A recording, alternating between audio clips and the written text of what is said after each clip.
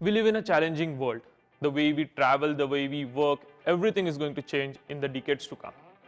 So we really need to adopt and learn new ways. I was very curious that are we really adopting fast enough? Are we really teaching our kids? Are we really doing something innovative which is getting our youngsters ready for the days to come, for the challenges they are going to face? That's when I decided that I'm going to go and take a look firsthand. I went online and took a look for the best schools in Paris. I came across the school called as International School of Paris, and their website had something very interesting. It read, "You can borrow breathing books from our human library." I was very curious. What is breathing book? I had never seen something as a breathing book or heard of something as a breathing book. So I right away jumped. I said, I'm going in there, and I interviewed the people who run this project. And in this video, I'll show you the experts from this interview. It's really a very interesting project. Perfect. So at least I'm talking to someone. The human life, actually the story came, the idea came when we were doing a different research. The research was about service learning. It's something that we really promote here at ISP. And during that process, we attended a workshop with a lady. Her name is Kate Ray. I forgot her last name, excuse me. And it happened that she was passing by Paris, and so she came here and she saw what we were doing. And throughout the discussion, we were talking about like service learning is not about only the needs in our community, but also the assets that we have in our community.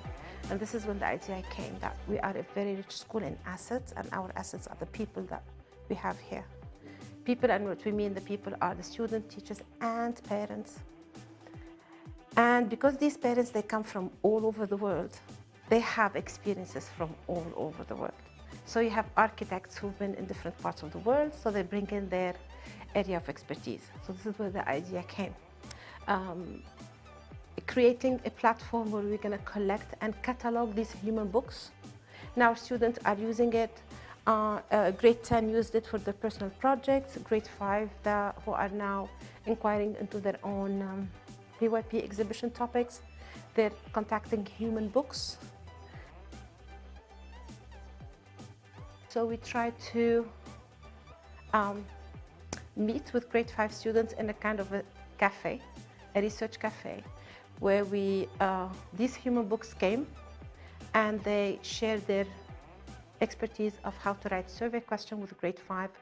They used their surveys and they reflected on them. This week we had another research cafe with grade 5. It's about interview questions, especially that they are in the process of writing interview questions that they're going to use with these human books. They already contacted the human books. They got replies. Up to now we have around 88, 89 human books. Some of them are being checked out. They are on loan. What are the skills, the exact skills that students will develop by using the Research Cafe? Research skills is the questions that they write, because part of research is the question that you write, that you're inquiring into. Communication skills, because talking to an adult, an expert, is not the same as talking to a friend or to a parent. So it involves preparing, meeting the person, recording, and analyzing the information later on. So the whole process of research as well. So we all learn from each other. So the social aspect of it is that to bring the parents to be part of this learning environment, because they have a lot to share with the students and with us as teachers. And the idea behind it is that learning takes place outside the classroom walls. There is so many things happening outside that can be brought into the school where students can benefit from.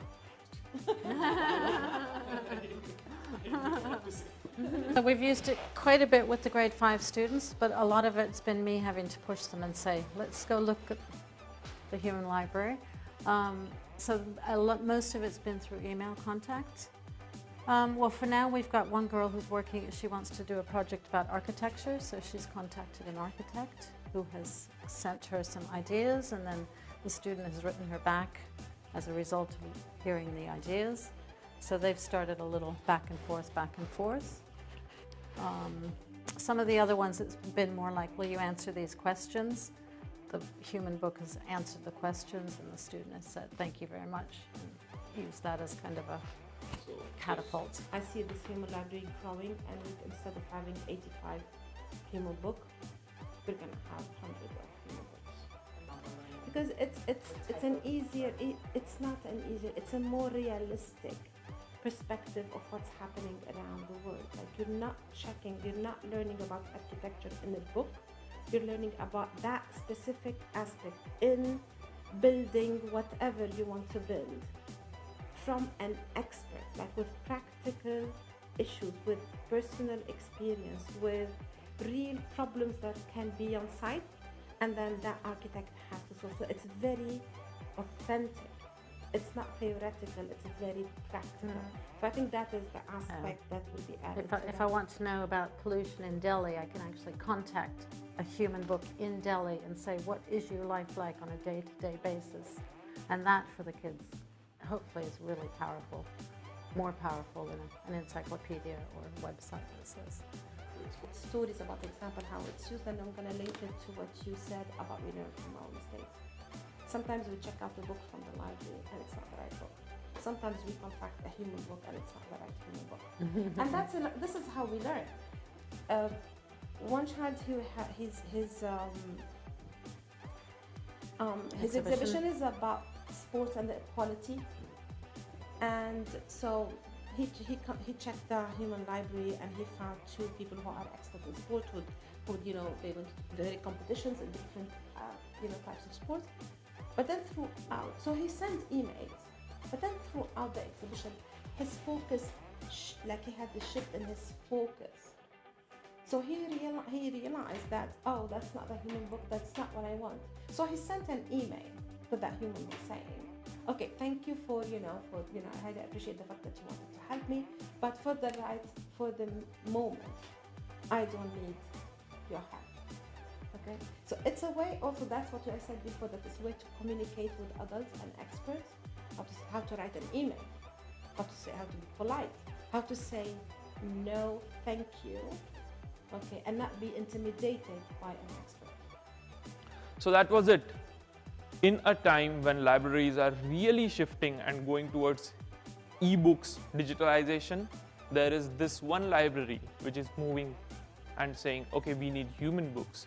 We need books which can have empathy. We need books which can have feeling. We need books which can be much more personal. And this is the story of the Human Library from the International School of Paris.